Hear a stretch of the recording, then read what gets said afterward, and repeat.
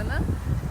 Não foram muitas perguntas, então falei o que eu lembrei, mas esqueci algumas coisas que eu vou fazer depois, tipo, o que é bom levar e como é que a gente fica logo depois. E vou falar um negócio pra vocês. Hoje, eu voltei no domingo, hoje que eu tô voltando pra terra, pra vida da carne, pra me ajeitar aqui nesse mundo, viu? O negócio é punk, depois você fica meio voando, parece. Falei um monte no domingo com a Carol e com a minha amiga. E depois fiquei meio esquisitinha, um pouquinho mais esquisita.